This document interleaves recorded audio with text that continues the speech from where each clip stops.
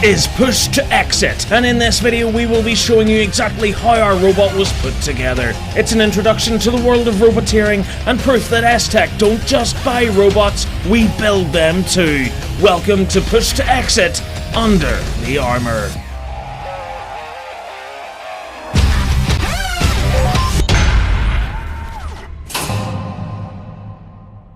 Hello YouTube viewers and random Robot Wars fans, here from the Robot Wars pits. We have a very special look at Push to Exit, the brand new machine from Team S-Tech, where we will be covering all the elements of its design and build, so let's get into it. Now, the idea for the design came from the Envy series of robots created by S-Tech in the past. This is pretty much the same robot on the inside, just more modern and much sleeker looking. It was constructed in a steel fabrication factory, where we made use of all the factory equipment to build the machine. The chassis base is 8mm aluminium, while the inner bulkheads are made of 3mm mild steel, and here we have a spare one to show you. These make up the main part of the chassis. They're lasered out to make them as light as possible and are shaped to hold the CO2 bottle at the rear, while at the front there's a hole where the flipper is hinged to. Nuts insert along the bottom to attach them to the base, and the top for attaching to the outer armour, which is constructed from 3mm hardox, while the blue paint is oven-baked powder coat. The slits were added purely for looks. LED lights were going to be added behind them, but time and weight issues restricted this. On the top panel there's a small hatch allowing easy access to the removable link, but more on this later. But that's enough about the outer shell. Let's open it up and take a look at the inner workings of the robot. The black scoop at the front is made from 7mm thick titanium, protecting it from any damage. The front hinge of the flipping arm is held by two large pins attached at the base, while the arm itself is attached to the ram with a large pin, making it easy to remove for servicing the weapon. The ram is a Bosch 100mm diameter 250mm stroke low pressure ram, which is the same as those used in earlier Envy robots. Normally you would hinge a ram in the centre, but on here you can see the hinges toward the bottom. This was built incredibly strong for fear of breaking under the large forces which the weapon produces. The tabs across the back are used for securing the main top lid. Where you can see the Push to Exit logo sticker, we were going to add some steel fins that kind of looked like a rear splitter on a sports car for added defence against spinners, and also to make it look aesthetically pleasing, but the 110kg weight limit stopped the addition.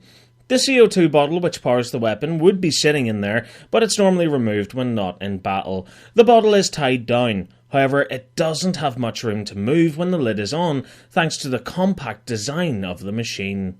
Push to Exit uses OptiPower LiPo batteries. The robot uses 4 of these overall, with a total power of 28.8 volts.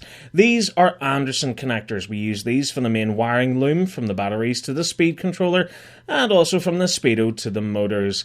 The Robotech speed controller can work up to 50 volts, and is a proven speed controller used by all of the robots S-Tech have built over the last decade. These are the main valves for the weapon, one to fire and one to retract, and are the same valves that are used on one of the house robots. They're powered on 24 volts and have a massive flow rate to make the weapon fire incredibly quickly and work on a low pressure 10 bar. You can see a wheel in there too. Both are custom made from aluminium and coated in a tire called Votesaxon, which provides immense traction. In fact, these are the same as those used on the very powerful Storm 2. You can also sort of see a gearbox, but fortunately we have a spare one to take a closer look at. This was custom built to hold the motor and make a gearbox to a ratio of 5:1.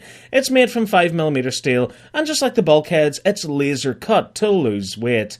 The motors used are A40-300 amp flow 24 volts, which spin at 4,000 RPM. We get 4 horsepower from these on 24 volts. Here you can make out an exhaust port that expels the used CO2 from the weapon. The piping is high quality and flexible, which is thick to allow for a better flow.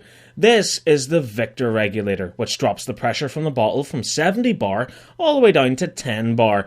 There are fittings on there, one going off to the valves and the other to the dump valve, which is used to empty the system of CO2 after a battle.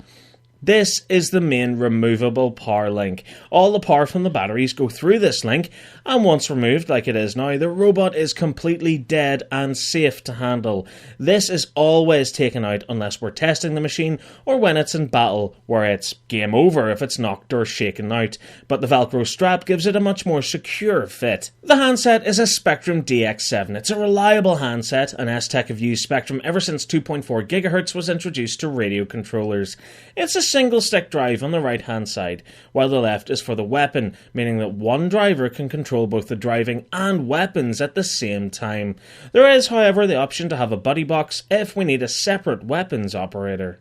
With all that said and done, it was time to put the robot back together, so we could take it from our bench in the pits all the way over to the testing arena, where I could get my hands on the controls for the first time. So here we are in the official Robot Wars test area. This is as official as it gets. We're going to test out my robot for Team S-Tech Push to Exit.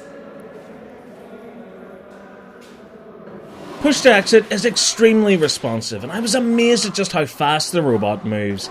The test arena may be very small, but even over such a short distance, it takes a lot of control to not bash into the side walls.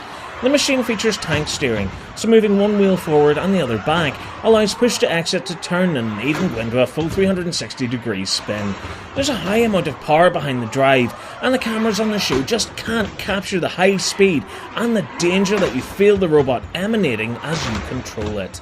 And so that brings us to the end of this video. We at Team S-Tech really hope you enjoyed it and gave you a better understanding of the robot and roboteering in general. If you're new to my channel, please hit subscribe for more videos and keep up to date with all my upcoming reviews by liking my Facebook page and following me on Twitter. Thank you so much for watching. Goodbye.